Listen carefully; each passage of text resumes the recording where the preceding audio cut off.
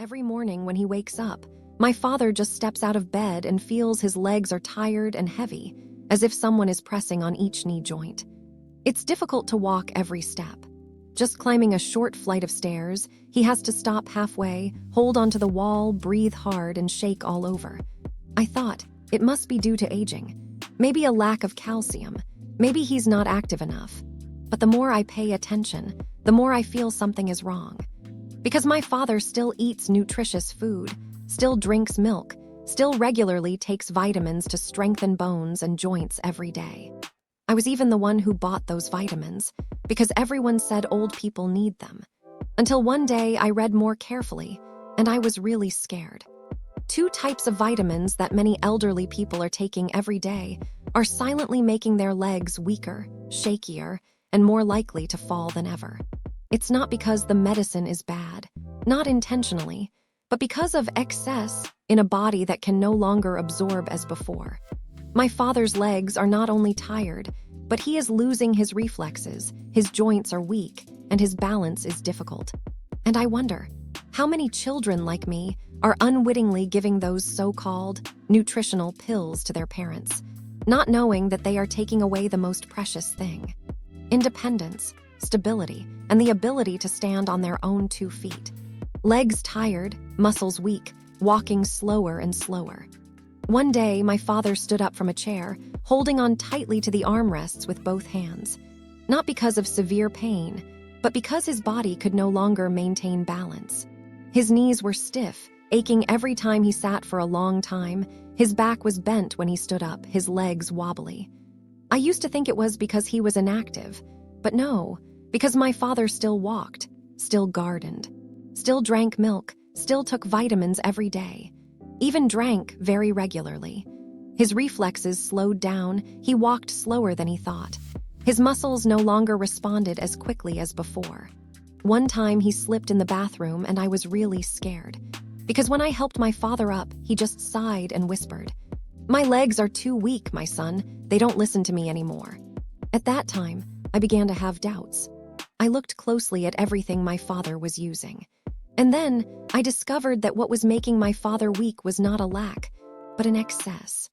The vitamins I bought with all my heart turned out to be overdosed at the wrong time and not suitable for my father's body. 2 types of vitamins that were thought to be gold for old age secretly caused myositis, mineral disorders, making the legs lose reflexes, making them prone to falls. All the symptoms I thought were normal due to old age turned out to be preventable. If I had noticed earlier, if I had checked the ingredients more carefully, maybe my father wouldn't have needed to hold onto the wall every time he walked. My dad takes vitamin pills every morning, not prescribed by a doctor, just a former colleague who told me older people should take this to have bright eyes and strong bones. It made sense. I used to believe it too. Dad took it regularly. 1 pill every morning plus a spoonful of cod liver oil. And he still ate enough. Eggs, chicken liver, steamed pumpkin, all things that were rich in vitamin A. But after about 2 months, Dad started to have strange symptoms. Dull back pain, stiff knees, sitting down for a long time and couldn't stand up right away.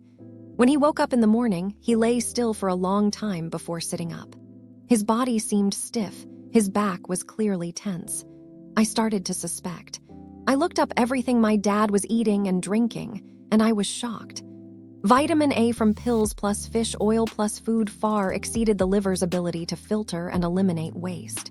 And what I didn't expect was, excess vitamin A causes inflammation of the muscle tissue, stiffens the joints, and reduces the absorption of calcium and magnesium, essential substances for strong legs.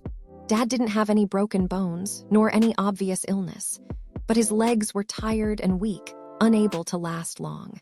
One day, he leaned on a chair and sighed. "I don't know why, but for the past few months, my legs have become so weak. Like they've lost all their strength." I felt choked up, because what made my dad weaker every day wasn't the illness. It was the pill I once thought was nutritious. Everyone says, the elderly must supplement vitamin D to prevent osteoporosis. I used to think so too.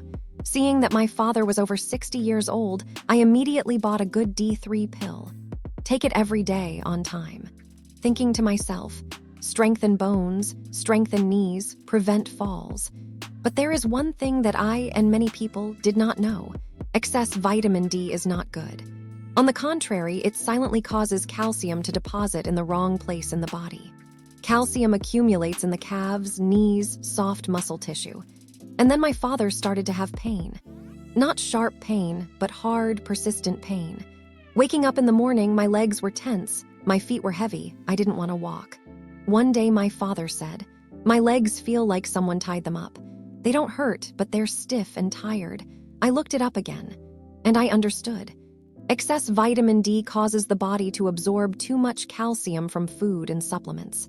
But when calcium is not properly coordinated, it is deposited in soft tissue, causing inflammation and cramps, making the body always feel sluggish, limp, and heavy. It doesn't stop there. Vitamin D overdose also increases the risk of kidney stones, reduces the absorption of other essential minerals such as magnesium and copper.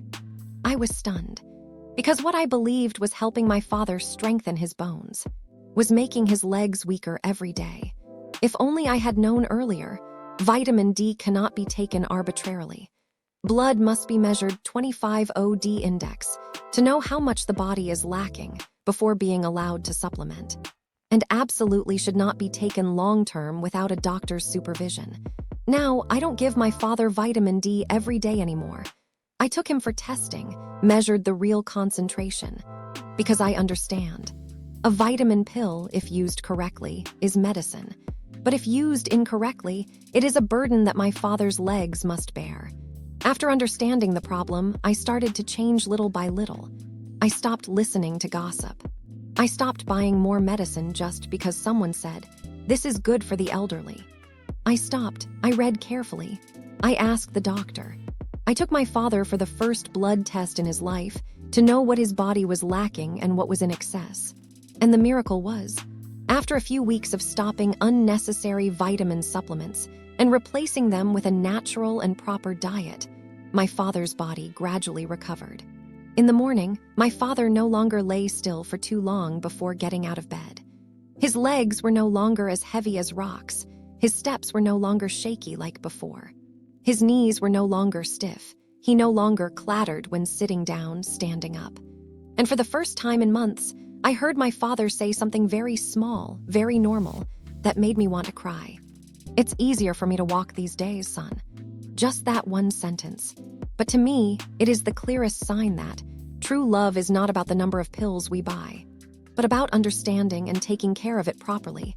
Every meal, every dose. I don't blame anyone, because I was the one who bought those vitamins for my father with the simple thought, seeing everyone taking them, they must be good. There's nothing wrong with taking supplements. Taking too much is fine. But now, I understand that health after 60 is no longer a matter of taking any safe supplement, but a very fragile balance. A vitamin pill, if used correctly, is a support. But if used by the wrong person, in the wrong dosage, at the wrong time, it can become a silent burden that makes my parents' legs weaker every day. Health in old age is not the same as that of youth. It cannot be accumulated. It cannot be compensated by taking whatever is missing. Because the body after 60 years old no longer absorbs in the old way, but is selective, struggling, and needs a lot of delicacy from relatives. So if you are caring for your parents, giving them their morning vitamins, stop for a moment, ask a little more, and look at the body of the person you love, not just the label on the medicine box. Love is not about the number of pills we take each day. Love is about understanding enough, caring enough, and quietly making enough changes. Just a little thing in the meal, in the medicine box, or in the question, "How are you feeling today?" Because the right change, no matter how small, can be the thing that helps our parents keep their feet, their independence, and their dignity as they age.